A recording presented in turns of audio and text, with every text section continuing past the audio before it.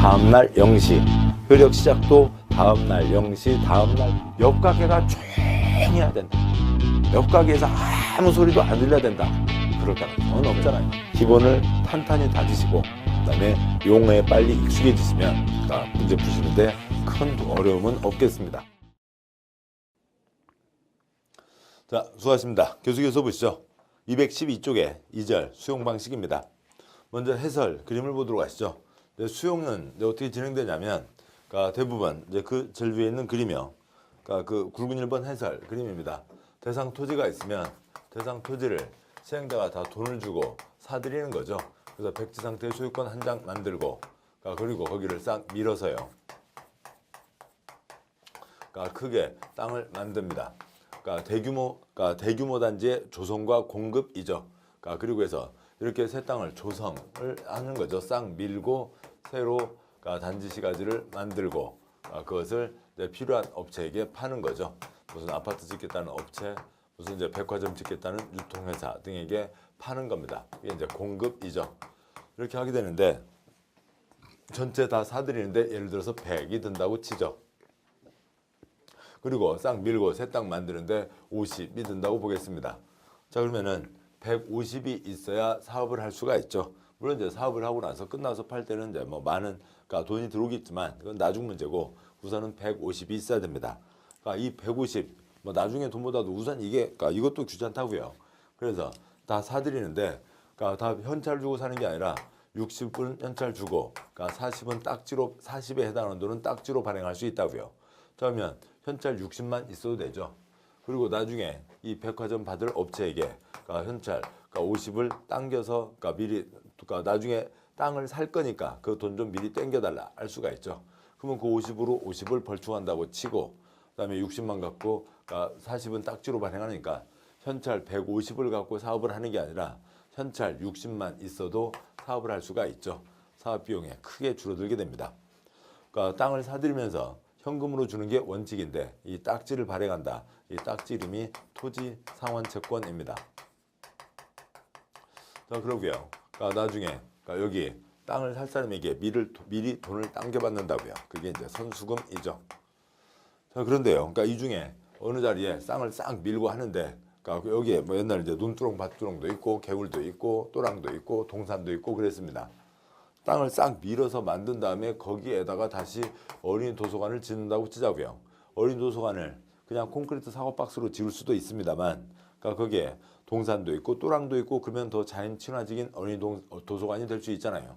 그걸 하려니까 근데 싹 밀었는데 거기다 그러면 다시 또 포크레인 불어서 또랑 파고 또 다시 흙 불러서 흙 쌓다가 그러니까 동산을 만들고 할 필요가 없이 그렇게 하지 말고 여기에 있던 그 동산과 또랑을 그대로 쓰자고요. 그래서 그대로 쓰면은 훨씬 더 자연 친화적인 도서관을 만들 수가 있죠. 싹 밀고 새로 조성하는 게 아니라 조성하지 말고 원래 땅 그대로 쓰자라고 하는 걸 뭐라고 하고요? 원형지라고 합니다. 땅을 만들어서 팝니다. 팔 때 그 공급을 하는 거죠. 공급을 할 때 그 공급 방법을 어떻게 할 거냐, 또 공급 가격은 어떻게 할 거냐라고 하는 게 정해져야죠. 그러지 않으면은 엄청난 공적 자금이 들어서 땅을 만들었는데 시설 한 100 하는 땅을 어느 업체에게 사준 있는 업체에게 30 받고 팔고 그 70을 또 나눠 먹고 이런 나쁜 짓이 생길 수 있잖아요. 그래서 공급 방법과 공급 가격에 대한 내용들이 있습니다. 즉 집단적인 조성과 공급에 대한 예외 3가지가 있고 나중에 땅을 어떻게 팔 거냐에 대한 게 있습니다. 212쪽 굵은 2번 토지상환채권 2-1번 토지상환채권 시행자는 토지소유자가 원하면 토지의 매수금의 일부를 지급하기 위해서 사업시행으로 조성된 토지건축물을 상환하는 채권 토지상환채권을 발행할 수 있다. 굵게 밑줄이요. 원하면 일부 토지건축물이죠. 토지상환채권 원하면 일부 토지건축물입니다. 원하면 일부 토지건축물. 그러면 땅 주인은 현찰 받기를 원해요? 채권 받기를 원해요? 채권 받기를 원하는 거죠. 이게 뭐예요? 판교 신도시를 보면 판교 상가 땅, 판교 상가 건물이잖아요. 채권이 뭐예요? 그 판교 상가 딱지를 얘기하는 거죠.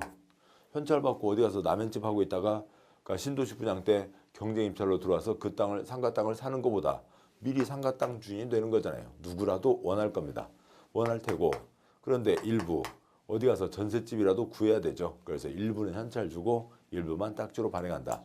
원하면 일부 토지 건축물입니다. 뭐 가로요. 현금 지급을 원하면 현금으로 지급해야 되고, 근데 판교 신고시 판교 신도시 상가 딱지와 같은 것이므로 대부분 원하게 될 거고, 그다음에 매수의 일부는 현금으로 지급해야 되고, 나머지 일부를 채권으로 지급하는 거고요. 이름은 토지상환 채권이지만 토지 건축물로 상환한다는 거죠. 그러니까 2-10번. 그러니까 사업비용은 시행자가 부담하는 거죠. 자기 돈 갖고 사업하는 게 원칙. 그러니까 남한테 돈을 줘야 되는데 딱지를 발행하려면 누구라도 승인을 받아야 된다. 동그라미 2번. 그러니까 민간 시행자는 부도 파산 염려가 있으므로 그러니까 등등등으로부터 지급 보증을 받은 경우에만 이를 발행할 수 있다. 민간은 보증도 받아와야 된다. 그 뭐 공법에 채권 4가지가 있는데요. 그 표가 5칸이죠. 네 번째, 5번째 칸에 토지상환 채권과 주택상환 자체가 있는데요. 그러니까 그 중에서요. 그러니까 표에 하나, 둘, 셋, 넷, 5째 줄. 토지상환 채권. 지돈 갖고 사업하는데 그러니까 채권 발행하려면 승인 받아야 된다. 민간은 부도 파산 염려가 있으니까 보증도 받아야 된다. 내 표의 5번째 칸이요. 주택상환 사채 역시 5째 줄. 그러니까 둘 다 발행하려면 승인 받아야 된다. 그 중에 민간, 건설회사는 보증도 받아야 된다. 똑같은 틀입니다. 2-3번, 동그라미 1번. 어느 정도는 조성을 해야죠. 그러고요. 그 다음에 이제 자기 돈 갖고 사업을 하는 게 원칙이죠. 그래서 분양 토지, 분양 건축물의 2분의 1을 초과하지 않아야 된다. 동그라미 2번, 이율은 시행자가 정하고, 동그라미 3번, 당연히 그 종이 딱지에 그 나중에 땅 받을 사람 그 땅값 대신에 100 땅값인데 현찰 60 받고 딱지로 40 받은 사람 이름 당연히 써져 있어야 되죠. 김영식 증권으로 한다. 동그라미 4번, 자본주의 정당한 재산권 사고 팔 수 있죠. 근데 투기잡자 할 때는 사지 못한다, 팔지 못한다가 적용되잖아요. 그럼 보자고요. 그러니까 이분이 이분이 투기꾼인지 아닌지 보자고요. 그냥 대도손손 농사 짓고 있었어요. 농사 잘 짓고 있었는데 관청에서 공익사업 한다고 땅 뺏어간대요. 그래서 땅 내놓게 됐습니다. 투기꾼이에요? 아니죠. 당연히 사고 팔 수 있다고요. 사고 팔 수 있고 이전했으면 시행자가 갖고 있는 장부에다가도 써야 되고 종이 딱지에도 써야 된다는 거죠. 그러니까 취득자는 성명과 주소를 그러니까 발행자 즉 시행자가 갖고 있는 장부, 토지상환 채권 원부에 기재해 줄 것을 요청해야 되며 또 그 딱지에도 김영증권이니까 딱지에다가도 이름을 써야죠. 토지상환 채권에 기재되지 않으면 대항하지 못한다. 있고요. 그다음에 선수금. 그러니까 나중에 백화점 지을 땅 유통업체에게 그러니까 그 사기로 정해진 사람에게 돈을 땡길 수 있습니다. 뭐 이거는 이쪽은 뭐 현금 주체를 못할 정도잖아요. 큰 대기업들은요. 그래서 전부 또는 일부를 미리 받을 수 있다.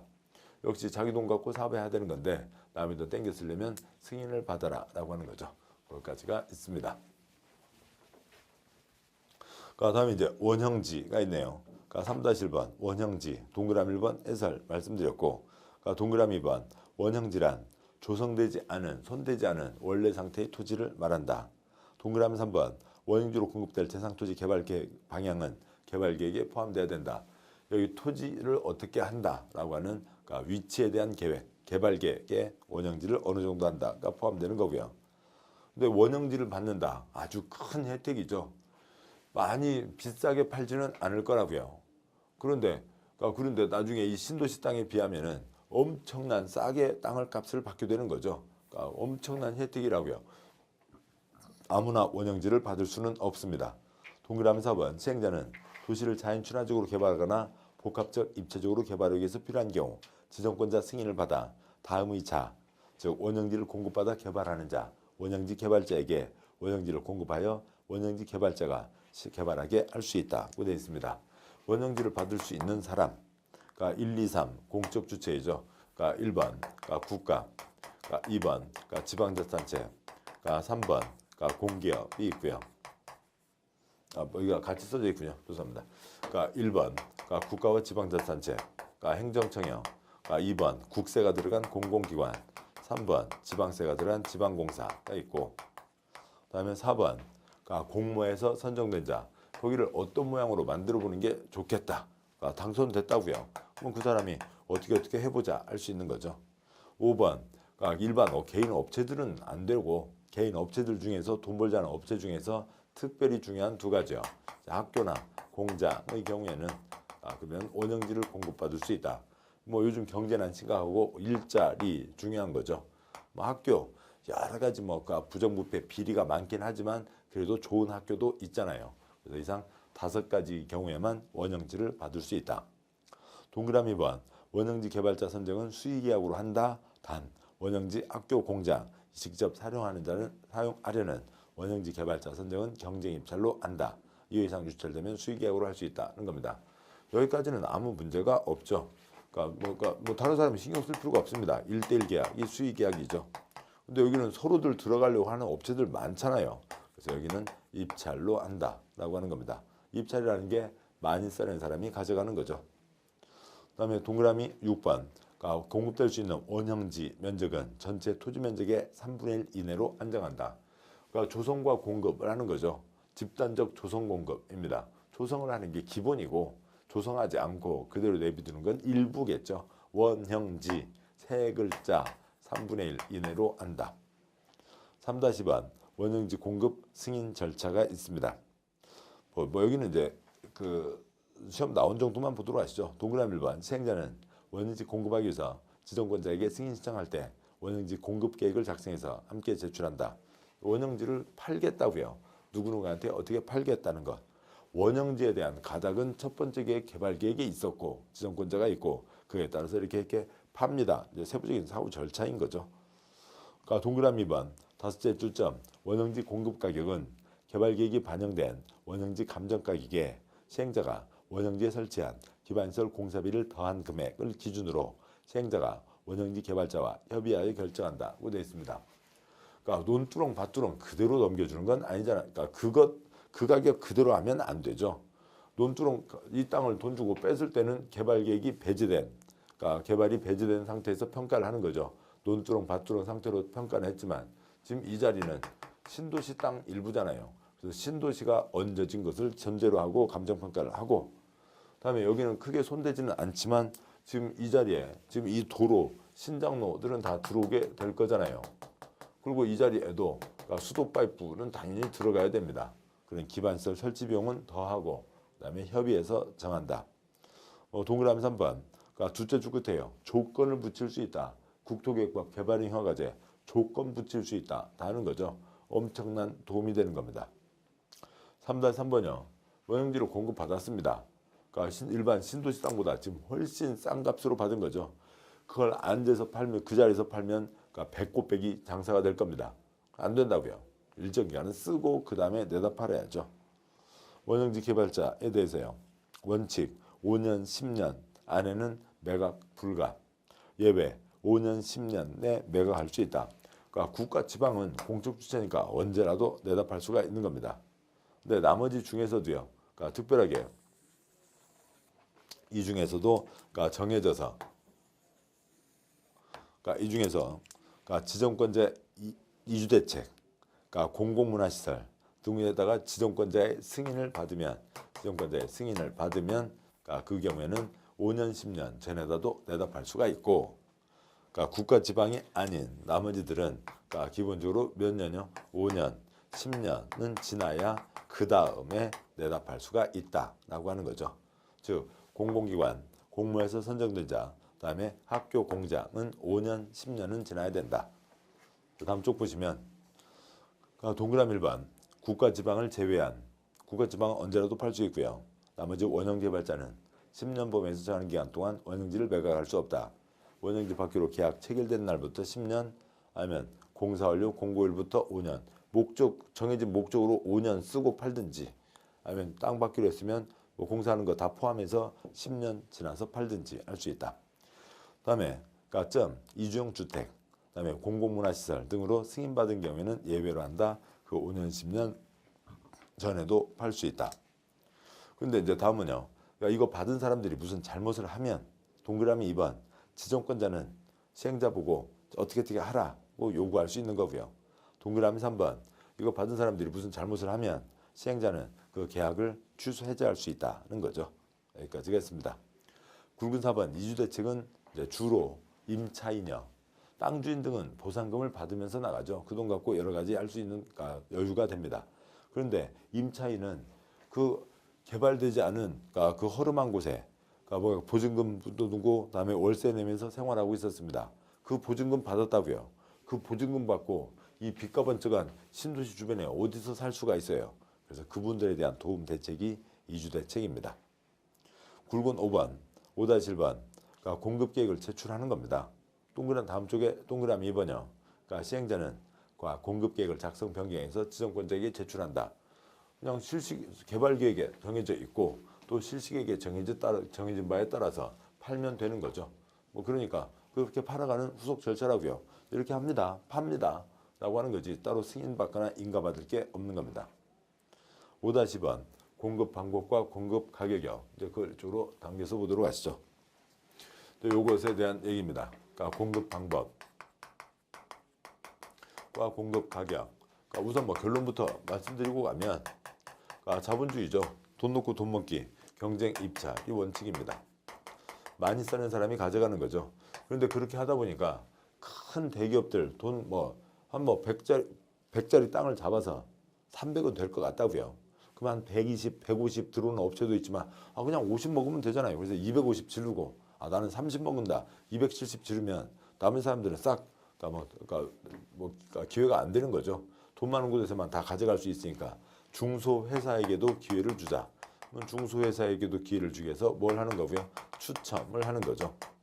100짜리 땅이 있으면 10만 다 넣어놓을 수 있는 거 10이면 다 응찰 기회가 생기는 거죠. 10만 넣으면 되는 겁니다. 한 명 뽑혀서 누가 어느 중소업체가 될 수도 있잖아요. 그러니까 90은 대출받아서 넣고 그다음에 그걸 이용하면 되는 겁니다. 중소회사에게도 기회를 주자.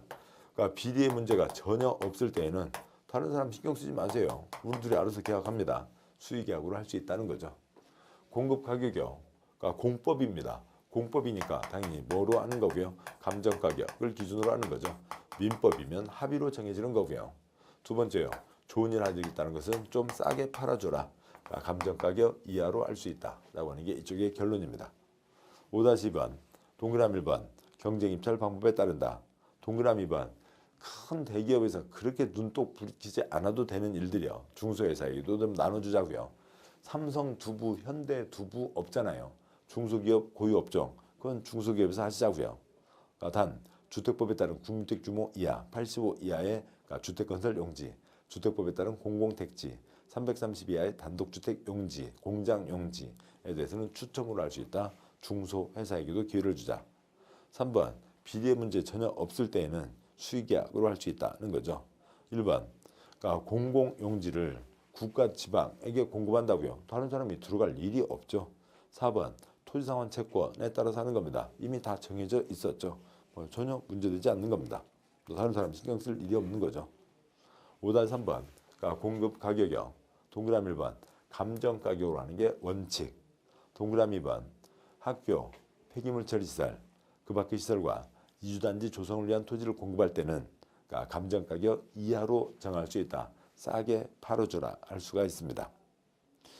그리고 그거에 대해서 이제 지금 5-3 동그라미 2번 시행자는 학교 폐기물 처리 시설 그 밖에 대통령령으로 정하는 시설과 이주단지 조성은 싸게 팔아줘라 라고 하는 게 있는데 그 밖에 대통령령으로 정하는 시설이 219쪽 그러니까 오른쪽에요. 그러니까 219쪽 오른쪽에 넷째 줄에 7번이 있죠. 넷째 줄에 7번 시행령 58조 조성토지 공급가격 그러니까 동그라미 1번 감정가격 이하로 정할 수 있다. 1, 2, 3, 4, 5, 5에 2, 6 6-1부터 6-5까지 해서 그거 가지고 한번 구성된 적이 있는데 이렇게 한번 나왔다고 해서 모든 걸 다 외울 수는 없는 거죠. 그럴 필요는 없습니다. 아무튼 좋은 일 하자는 쪽은 싸게 팔아주자 그런 취지에서 나온 정도만 읽으시면 됩니다. 40문제 중에 나온 게 다 알토란같이 소중한 내용이고 매번 시험에 나오는 거 아니고요. 40문제 중에 한 4-5문제는 전혀 보도도 못한 격가지 사항이고요. 10문제 넘게는 그냥 지엽적인 사항들입니다. 또 5개 지문 중에서도 2-3개는 지엽적인 내용이 대부분이죠. 자, 여기까지 보셨습니다. 수용을 보셨고 그 다음은 5장 환지 방식입니다. 환지 옛날 땅 주인에게 새 땅으로 바꿔주는 거죠. 첫 번째 계획으로 위치 결정, 두 번째 계획 설계도 결정하고 다음 세 번째 계획 환지 결정하고 사업을 하게 되죠. 설계도가 정해져 있습니다. 그 정해진 설계도에다가 그러니까 종전 토지 건축물 소유자에게 새 토지 건축물 어디 주겠다. 뭐 여기요. 그러니까 비슷한 자리 맞춰줘야죠. A에게는 1번 땅, 그다음에 B에게는 이쪽 15번 땅을 주겠다라고 하는 것을 정합니다. 세 번째, 환지에 대한 계획형, 환지 계획을 세우게 되는 거죠. 그러니까 먼저요. 그러니까 1절 환지 계획, 제2절 환지의 정지는 지정할 수도 있고 안 할 수도 있다. 3절 환지 계획대로 넘겨주는 것을 환지 처분이라고 합니다. 제1절 굵은 1번 환지 방식 사업 해설, 1-1번 환지 교부일과 보류지가 있는데 79년 잠실 토지구획 정리사업 환지사업 실제 숫자입니다. 그죠? 여기에 그러니까 개인 땅 그러니까 80, 공적인 땅 20이 있다고 치죠. 8만, 2만이지만 그냥 퍼센트로요. 그러니까 다음에요. 그러니까 여기에 개발을 하니까 시설이 모자라면 안 되죠. 공적시설이 예전보다 훨씬 많이 들어옵니다. 도로 면적 다 이만큼은 된다. 그다음에 공원 면적 이만큼은 되고 도서관, 구청, 세무서, 보관소 등등이 들어오게 된다. 그래서 예전보다 공적인 땅이 훨씬 더 늘어나게 됩니다. 60, 개인 땅 40. 그러면 이 공적인 땅 20에서 60 늘어났는데 그걸 중국서 사다가 붙인 거 아니죠. 개인 땅 중에서 출렴을 한 겁니다. 그래서 공적 땅이 만들어지게 된 거죠. 따라서 어느 토지 소유자가 그러니까 1000제곱미터 갖고 있었으면 그 개인에게 줄 땅이 그러니까 반토막 나는 거죠. 그러니까 그 사람은 500제곱미터를 받게 됩니다. 찬성이에요? 반대예요? 찬성하는 거죠. 옛날 농두렁 밭두렁 제곱미터당 10,000원, 그러니까 신도치 땅 제곱미터당 1,000원, 그러니까 5천만 원짜리 땅 주인이 되니까 다들 찬성을 하게 됩니다. 이 공적인 땅을 뭐라고 부르냐고요? 공적인 땅을 보류지라고 부릅니다. 그러니까 도로, 구청과 같은 공공시설 용지와 그다음에 채비지가 포함됩니다. 그러니까 채비지, 그러니까 사업 비용으로 교체할 땅. 그러니까 그러니까 뭐 다음 쭉 계속 있고요. 그러니까 뭐 사업하는데 한 10억이 든다고 치죠. 되지 않으니까 조합원에게 걷어서 사업할 수가 없습니다. 사업 끝나고 나면 제곱미터당 10만 원이라고요. 그래서 얼마를 뽑아 놓으면요, 10,000제곱미터를 뽑아 놓으면 그거 팔면 10억이 만들어지는 거죠. 그래서 이 전체 땅 중에서 일부 땅 10,000제곱미터를 정해서 그러니까 그 땅을 채비지로 하고 그러니까 그 땅을 팔아서 그 돈 갖고 사업을 하게 됩니다. 이게 이제 큰 흐름이고, 그러니까 동그라미 1번, 그러니까 땅값 10배 준다고요. 동그라미 2번, 공적인 땅을 보류지라고 하고, 동그라미 3번, 채비지 책정 방식 말씀드렸습니다. 자, 1-2번은 시행규칙 사항이에요. 그러니까 시행규칙은 시험에 거의 출제되지 않는다. 다만 그러니까 종전 개발법 시행규칙 원칙이었던 토지부담률에서 3번 출제되었으나 이제는 예외적인 규정이 되었고, 새 시행규칙의 원칙인 평가식 평균 부담률 근거가 되는 비례율에서 한 번 출제된 적이 있다. 평가식이란 사업시행 전후 토지 평가액에 비례해서 환지를 결정하는 방법이고, 면적식이란 사업시행 전 토지 위치를 기준으로 환지를 결정하는 방식을 말한다. 평가식과 면적식이요. 그러니까 A가 뭐 좀 개발되지 않은 곳이죠. 개발 전에. 그러니까 그래도 구판장 등 해서요. 그러니까 상가 땅, 그러니까 뭐 100제곱미터 갖고 있다고 치죠. 100제곱미터요. 뭐 여기는 뭐 10만 원이라고 보겠습니다. 그다음에요. B는 그러니까 개발되기 전 임야 100제곱미터 갖고 있습니다. 임야니까 10,000원이라고 보죠. 그러니까 이 사람은 얼마의 가치가 있고요? 1,000만 원의 가치가 있고, 그러니까 이 사람은 너무 심한가요? 1,000제곱미터로 하죠. 그러니까 1억의 가치가 있고, 그러니까 이 사람은 그러니까 1,000만 원의 가치가 있습니다. 그러면요, A는 나 1억이니까 그러니까 새 땅에 500제곱미터를 받더라도 내가 5억짜리를 받아가게 되면, 그러니까 너는 1,000만 원이니까 너는 5천만 원짜리 땅을 받아가라. 값으로 따지자는 게 뭐고요? 평가식이죠. 그러니까 그거에 대해서요, B가 얘기하겠죠. 나 1,000제곱미터니까 500제곱미터 가져가고, 너도 1,000제곱미터니까 너도 500제곱미터 가져가라. 라고 하는 게 뭐고요? 이게 면적식일 겁니다.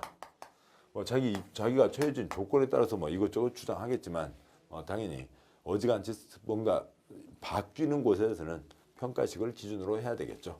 그런 얘기입니다.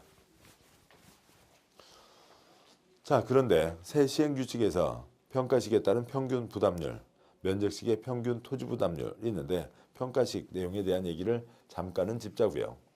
다음 쪽 보시면 뭐 그거에 대한 시행규칙 조문이 있는데 그 조문을 어떻게 읽어요? 그건 초점이 아닙니다. 그러니까 1-3번 해설 보시죠. 다음 쪽에 그림이 있는데 아무튼 뭐 한 번은 들으셔야 되니까 심화 이론에서는 한 번 정도는 보시자고요. 먼저 223쪽에 그림을 보겠습니다. 그러니까 223쪽이요. A부터 H까지 그러니까 8명이 있습니다. 그러니까 8명이 그러니까 똑같이 10,000제곱미터씩 갖고 있다고요. 10,000제곱미터씩 갖고 있고 그러니까 그때 제곱미터당 그러니까 10,000원입니다. 그러니까 다 얼마짜리예요? 1억짜리고 8명이 1억짜리들을 다 갖고 있는 거죠. 전체 땅값, 개인 땅값 8억이 되는 겁니다. 그러니까 그러고요. 그러니까 공적인 땅 2만 제곱미터가 있다고 치죠. 그러니까 사업을 하게 됐습니다. 그러니까 사업을 하면서 그러니까 여기에 그러니까 개인들에게 땅을 이제 반토막을 주게 되는 거죠. 그래서 A부터 H까지가 그 8명이 그러니까 땅을 반토막이니까 5,000제곱미터씩 받게 됩니다. 5,000제곱미터씩 받게 되지만 사업 끝나고 났으니까 제곱미터당 10만 원은 될 거라고요. 그러면 동그라미 4개에서요. 땅 하나가 5억이 되는 겁니다. 그래서 8명이 5억을 받게 되니까 전체 개인 땅값이 40억이 되는 거죠. 그리고 이게 4만 제곱미터니까 공적인 땅은 6만 제곱미터가 된 겁니다. 자, 이렇게 됐다고요. 그런데 사업을 하는데 20억이 들었습니다. 그러면 요거에 대한 얘기죠. 그러면 그러니까 비례율 지금 이제 222쪽 아래 있는 건 지금 이 상황을 써놓은 거고요. 그러니까 223쪽 이 그림 아래 그러니까 검은 바탕 보시죠. 비례율 그러니까 그러니까 사업이 끝나고 나서 새 땅값 옛날 땅값 비례 몇 배냐고요. 비례율 율 분수 몇 배냐. 뭐 4는 2분의 8 8은 2에 비해서 몇 배냐? 4배죠. 80은 2에 비해서 40배이죠. 비례율, 분수를 얘기하는 거라고요. 그러면 새 땅값 40억, 개인 땅값 8억, 5배요? 뺄 건 빼야죠. 사업비 빼고요. 사업비 빼고 해야 됩니다. 그러면 40억에서 20억을 뺀 20억. 이거 돈은 다 조합원들이 내야 되니까요. 그래서 20억, 옛날 땅값 8억, 8분의 20이 된다고요. 조성호 토지등 평가액 합계 빼기 사업비 40-20 분모는 8분의 20 2분의 5 2.5배 250%입니다. 2.5배가 뛰게 된다고요. 그다음에 그래서 종전에 비해 사업비 등 뺄 것 빼고 몇 배나 오르는지가 비례율이고요. 그러니까 권리가액 비례율 곱하기 환지전 토지 건축물 평가액. 그러면 이 사람 땅을 얼마로 할 거냐고요. 그러니까 한 땅이 1억이죠. 옛날 논두렁 밭두렁 때는 1억이라고요. 근데 신도시 사업을 앞두고 있잖아요. 그 땅을 1억에 팔 리는 없습니다. 또 다음에요. 땅값이 10배는 뛴다고요. 그러면 이 땅을 10억 주고 사요. 그러니까 지금 이 땅을 1억에 팔면 그 할아버지 할머니한테 혼나죠. 그러니까 신도시를 앞두고 있는 땅이잖아요. 또 이 땅이 그러니까 신도시 땅이라고 해서 그러니까 논두렁 밭두렁 때 1억인데 그걸 10억 주고 사가요. 그러면 그 아저씨 아줌마한테 혼나죠. 이것저것 따지지도 않냐고요. 공인중개사 공부도 안 해봤냐고요. 개론 공부도 안 해봤냐고요. 10억 주고 사면 안 되죠. 지금 몇 배 뛴대요? 아까 비례율이 2.5배였잖아요. 그러니까 2.5배니까 그러니까 옛날 땅값 그러니까 2.5배 곱하기 옛날 땅값을 하는 겁니다. 그래서 이 하나하나는 2억 5천의 가치가 되는 거죠. 그게 권리가액입니다. 그러니까 비례율 나왔고 그 다음이 권리가액이니까 거기까지 하시면 되고 평균 부담률은 권리가액 나오면 그때 보셔도 되겠습니다. 근데 아무튼 평균 부담률은 그 셋째 줄 괄호요. 조합원 땅가치 총액과 조합이 들어올 채비지 판매가를 합친 것에 비해 이 사업을 위해 사업비는 어느 정도 부담해야 되는지 돈을 얼마나 내야 되냐고요. 액수가 아니라 몇 배 어느 정도를 내야 되냐 몇 퍼센트를 내야 되냐. 그러면 내가 들어오는 거에 비해서 얼마나 나가야 돼? 들어오는 게 뭐예요? 그러니까 조합원 땅의 가치 총액이죠. 그러니까 권리가액 합계가 지금 아까 얼마였어요? 2억 5천씩 8명이니까 그게 20억이죠. 그다음에 채비지 팔면 여기 이제 채비지 팔면 그게 20억이 된다고 치자고요. 그러면 40분의 지금 사업비 나가야 될 게 얼마라고요? 20억 나가야 되죠. 40분의 20, 2분의 1, 50%는 부담해야 된다. 라고 하는 이제 그런 내용인데 이렇게 한 번 정도 이렇게 들으시면 됐고, 그러니까 비례율과 권리가에까지는 크게 어려운 건 아니죠. 됐습니다. 다음 쪽 보시죠. 224쪽에 굵은 2번 환지계획의 내용이 있습니다. 시행자는 도시개발 사업 전부 일부를 환지 방식으로 시행하려면 다음 사항이 포함된 환지 계획을 작성해야 된다. 1번은 혼용 방식을 얘기하고요. 1번 환지 설계, 2-1번 환지 명세, 2-2번 입체 환지 건축물의 명세, 3번 청산 대상 토지 명세, 즉 종전 토지 명세, 4번 채비지 보류지 명세. 법이 엉망이죠.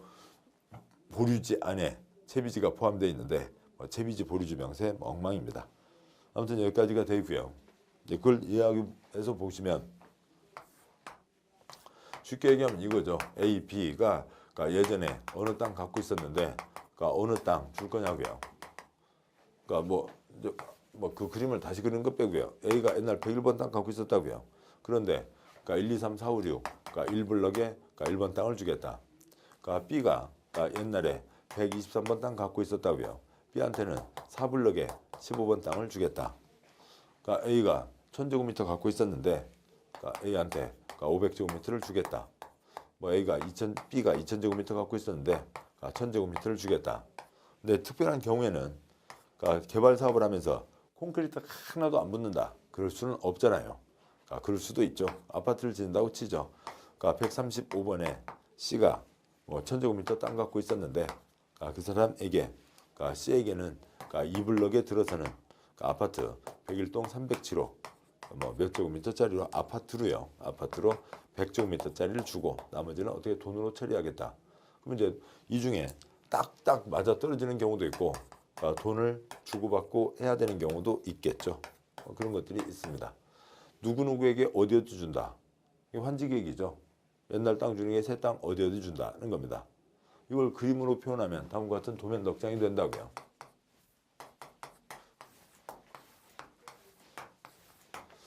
옛날 A, B가 어디 갖고 있었다고요. 물론 이제 아파트도 짓게 되겠죠. 아파트도 짓게 될 건데, 공적인 땅은 이쪽으로 이만큼은 차지한다. 그럼 조합원에게는 이쪽 토지와 건축물을 준다. 조합원에게 이쪽 토지 건축물을 주는데 그 중에 A한테는 이쪽 1번 땅, B한테는 15번 땅, C한테는 101동 307호를 준다. A, B, C가 각각 옛날 어디 갖고 있었다. 이거죠. 종전 토지 등 소유자에게 주로 이제 토지 소유자입니다만 새 토지나 건축물 어디를 주겠다고요. 그게 환지계획입니다. 조합원에게 줄 땅은 건축물은 이쪽으로 잡고 공적인 땅은 여기로 한다. 이거죠. 여기까지는 아무 지장 없어요. 여기까지는 어려운 게 아닌 거죠. 그 다음 이제 소련말에서 천천히 소련말이라고요. 소련말이야 천천히 붙여가시면 되고 또 우리 시험은 주관식 시험이 아닌 거죠. 1번 환지는 이쪽으로 잡는다. 환지 설계. 2번 1번 땅은 A한테 15번 땅은 B한테 준다. 환지 자세히 밝힌 세부 목록 명세. 그 다음에 C한테는 아파트를 준다. 입체 환지 명세. 땅 대신에 땅이 아니라 땅 대신에 3층 땅 대신에 15층으로 뛰어 올라갔다. 입체 환지. 왜 새 땅 받냐고요? 어디 옛날에 어디 땅 갖고 있었다. 근데 종전 토지에 이렇게 돈을 주고 받고 해야 될 일들이 생기잖아요. 그래서 청산 대상 토지 명세. 깨끗하게 계산 끝내는 돈, 청산금이라고 부르게 됩니다. 4번 공적인 땅은 어디로 잡는다? 보류지 명세 아니면 공공시설 용지 채비지 명세. 법이 엉망진창 이렇게 되어 있습니다. 이상들이 환지계획인 거죠. 됐고요. 자, 그다음에 이제 환지의 종류에 대해서 보도록 하시죠.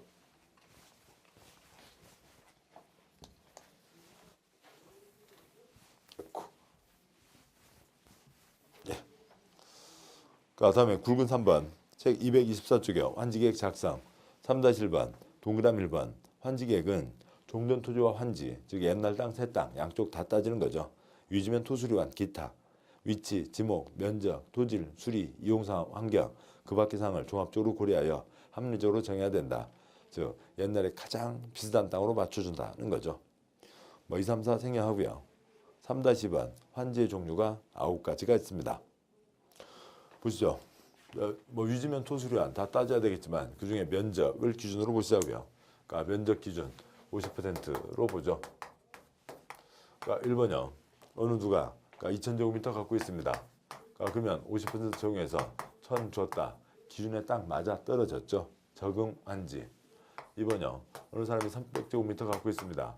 기준으로 하면은 150제곱미터를 줘야 되겠지만 그러니까 150을 고집할 수는 없죠. 만약에 150을 고집하면 50% 고집하면 1000 가진 사람은 500, 1237.49 가진 사람은요. 계산 빨리 안 나와요. 327.478 가진 사람은요. 이게 무슨 수제비 띄워주는 거 아니잖아요. 수제비 띄워줬다가 좀 작어? 그래서 또 띄워서 이렇게 붙여주고요. 그러니까 좀 먹기 그리에 좀 커? 좀 또 찢어내고요. 뜯어내고요. 그런 거 아닌 거죠. 설계도에서 땅이 반듯하게 이미 다 정해져 있는 겁니다. 가장 큰 토막 4000, 그 다음 토막 2000, 그 다음 토막 1000, 그 다음 토막 400, 그 다음 토막 200 등으로 해서 땅이 반듯하게 다 선이 그어져 있겠죠. 거기다 맞추는 겁니다. 이것도 제가 마음대로 쓴 거 아니고요. 나중에 건축법에서 아십니다만, 그러니까 보셔서 아십니다만 뭐예요? 땅 작게 쪼개지 마라. 얼마 이상은 나와야 되고요. 60, 150, 200 이상은 나와야 된다라고 하는 거죠. 그러니까 60, 150, 200 이상은 나와야 된다. 개발법 하면서 건축법을 어길 수는 없잖아요. 이렇게 되고 그러니까 60으로 쪼개면 땅이 조그마니까 잘 팔리겠죠. 일반 분양까지도 생각을 해보면요. 그러면 60이면 뭐예요? 88, 64잖아요. 지금 앉은 자리에서 한번 손을 뻗었다고 쳐보시고 그거 3칸, 4칸 그러니까 한 뭐 4배 잡아보죠. 4배예요. 이렇게 해서 이쪽으로 하나 더, 이쪽으로 둘. 저쪽으로 해서 이렇게 해요. 그 자리에 무슨 건물이 들어서요? 그게 60제곱미터죠. 그러니까 그렇게 하면 땅은 잘 팔리겠지만 그러니까 동네가 그냥 요만한 가게들이 들어오겠죠. 크게 내면은 처음에는 좀 현금화는 어렵겠지만 그러니까 큰 상가들이 들어오니까 멋진 상가 블록이 들어서게 되는 거죠. 우리가 얘기하는 멋진 상가들이요. 거기 뭐 요만한 가게들 다다다닥 있는 거 아니잖아요. 큰 가게를 끊어서 이쁘게 만들어지는 거죠. 아무튼 뭐 그거는 도시계획의 초점이겠죠. 어떤 시가지를 만들 거냐가 다 이런 데에 결정되는 거고 나중에 우리 삶의 질까지도 이런 계획에 다 좌우되는 겁니다. 아무튼 가장 작은 토막이 200이라고 보죠. 그러면 이 사람에게 50 더 얹어서 200 한 필지 맞춰줄 수 있습니다. 그러니까 기준보다 늘어났다 증환지 50에 대한 돈 받아놔서 깨끗하게 계산 끝내야죠. 깨끗하게 계산 끝내는 돈 청산금 받아내야 됩니다. 3번이요. 어떤 사람이 10,000제곱미터 갖고 있습니다. 그러면 이제 5,000을 줘야 되지만 가장 큰 토막이 4,000이잖아요. 그래서 1,000 적게 4,000으로 줄 수가 있다. 기준보다 줄어들었다 감환지. 이 사람에게는 청산금을 줘야죠. 대부분 청산이 생기게 됩니다. 따라서 아까 종전토지명세를 청산대상 토지명세라고 한 거죠. 4번이요. 도로 등 공공시설 노도 반절로 줄어들어라. 말이 안 되죠. 도로 등 공공시설이 빵빵하게 들어가니까 개인 땅이 줄어들고 있는 거죠. 그러니까 여기는 50%등 그런 기준을 적용하지 않는 겁니다. 땅 주인이 물어보죠. 하다봤는데 얼마나 걸려? 한 2년 3년 걸리죠. 아유 2년 3년 기다려서 땅 받아서 또 농사 지으라고 또 건물 짓고 또 아이고 나 싫어 그냥 돈 줘 나 나갈 테야. 그러니까 우리 할아버지랑 그러니까 지중해 크루즈 여행을 다닐 테야. 그러니까 신청에 의한 부지정. 조합 직원이 옆집 할머니한테 가세요. 개똥이네는 지중해 크루즈 여행 간대요. 어떠실래요? 뭐 나도 같이 쫓아가야 되겠다. 신청 동의에 의한 환지 부지정을 할 수가 있습니다. 그런데 환지가 종전토지에 대한 소유권만 새 토지로 넘기는 게 아니라 종전토지에 있던 소유권 기타 권리도 새 토지로 넘기는 거죠. 그러니까 기타 권리도 그러니까 보호를 해줘야 된다고요. 땅 주인은 소유권을 포기하고 돈 받겠다고 할 수는 있지만 임차권자 당신도 나와라 뜻에 반해서 그러면 안 되죠. 임차권자의 동의가 필요한 겁니다. 임차권자의 동의가 있어야 땅 주인이 돈 받고 나갈 수 있는 거지. 임차권자가 미안해요 무슨 소리 난 지금 이번 유농사는 끝내야 되겠는데요. 그러면은 돈 받고 나갈 수가 없고 계속 이어져 가야 되는 거죠. 6번째요. 과소토지 아예 어느 기준도 안 되면 새 땅을 줄 수가 없는 거죠. 환지 부지정. 그러니까 일곱 번째요. 대체되는 공공시설이 들어섰습니다. 그러니까 그림 보시죠. 그러니까 이쪽에 조그만 도서관이 있었어요. 여기에 지금 큰 도서관 들어섰습니다. 큰 도서관 들어서고 그 자리로 책상 옮기고 그다음에 새 책도 구비하고 그다음에 컴퓨터도 새로 장만해서 도서관 다 옮겼어요. 근데 옛날 도서관 관장이 거기다 깃발 꽂고 앉아서 그 도서관은 따로 당연히 내 거고 또 이 자리에다 반대를 더 줘라. 다 이상한 거잖아요. 관장님 다 이사 갔어요. 빨리 저리 가세요. 이사 갔잖아요. 그 자리 옛날 있던 자리에다가 환지를 줄 필요가 없죠. 다음에요. 여덟 번째요. 그러니까 좀 그거죠. 개발법에 환지가 있습니다. 토지 대신에 토지죠. 그러니까 이게 도시정비법의 환권으로 이제 확장되는 거죠.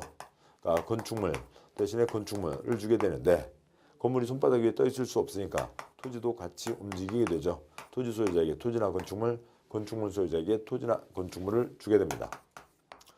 개구라 헌 땅 줄게 새 땅 다오. 두꺼봐 헌 집 줄게 새 집 다오. 인 거죠. 이렇게 확장돼 나갔는데 그 중에 여기 건물 받는 요거를 이쪽에서도 또 갖다 쓰고 싶다고요. 그래서 토지 소유자나 건축물 소유자에게 그 토지를 주는 건 여기에 이미 있었던 거니까요. 그러니까 건축물 주는 이것을 가져와서 쓴다고요. 아파트 지어서 줄 수 있다는 겁니다. 그래서 땅 대신에 땅이 아니라 3층, 15층으로 뛰어 올라갔으니까 입체 환지. 그러니까 토지 소유자, 건축물 소유자 신청을 받아 그러니까 건축물의 일부, 아파트 한 동을 지어주는 거 아니잖아요. 아파트에 한 채를 줄 수가 있습니다. 근데 땅 주인이 땅 달라 그러면 땅 줘야죠. 환지니까요. 그러니까 토지 건축물 소유자 신청을 받아 입체 환지할 수 있다.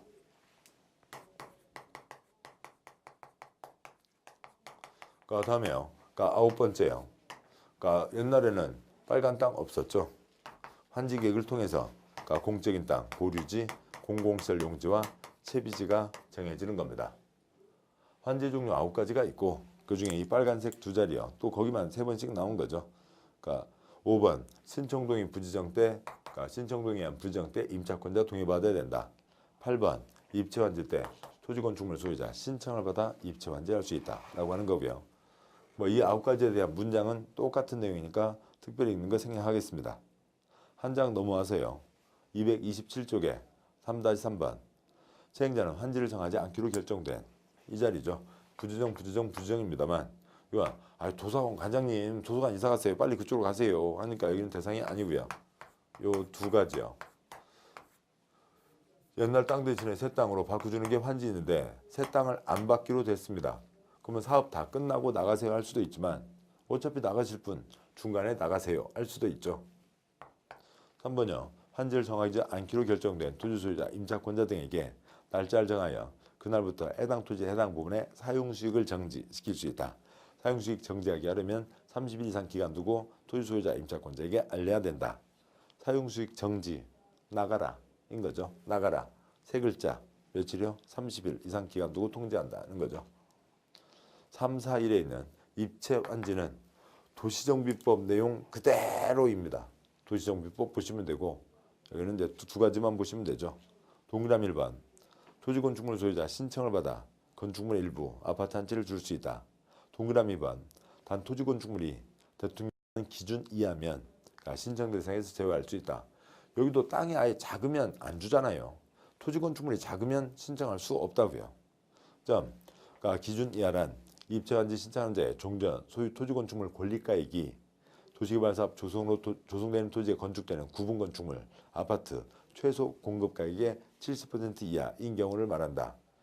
그 가격이 아니고요. 권리가액이죠. 여기는 가격으로만 하다가 그 아까도 보셨듯이 옛날 농두렁 밭두렁 가격으로 팔면 할아버지 할머니한테 혼나요. 그러니까 그러죠. 권리가액이 초점이죠. 권리가액이 작은 아파트의 70%도 안 되면 그러니까 제외할 수 있다는 거죠. 다음 쪽 228쪽의 제일 위에 점 유규정에 불구하고 환지된 토지에 주택 소유하고 있었으면 그 사람은 신청할 수 있어야죠. 집 있었으면 집은 받아가야 됩니다. 3, 4, 2 도시정비법 비교표요. 343 도시정비법 비교표요. 똑같습니다. 차이 거의 없어요. 도시정비법 보시면 됩니다. 230쪽에 굵은 4번 환지계획 인가. 관청에게 도장을 받으라고요. 근데 이거는 이런 기준에 따라서 가는 거니까 어떤 정책 판단이 필요 없죠. 가장 말단 시공구입니다. 그러니까 동그라미 1번 행정청의 안자가 인가 신청하거나 행정청 시행자가 정하려면 주민의견 청취 6글자, 주민의견 청취 2글자 공람, 셋째 줄 공람 거쳐야 된다. 동그라미 2번 행정청 안 시행자가 환지계획 작성했으면 시장군수구청장의 인가를 받아야 된다라고 되어 있습니다. 다음에 그 넷째 줄에 점 변경인가 받아야 되고 그 아래 점 경미한 변경 때는 변경인가 받지 않고 할 수 있다라고 하는 게 있죠. 여기까지 환지계획에 대한 내용을 보셨습니다. 고생하셨고 잠깐 쉬고 그 다음 내용들 이어가도록 하죠. 수고하셨습니다.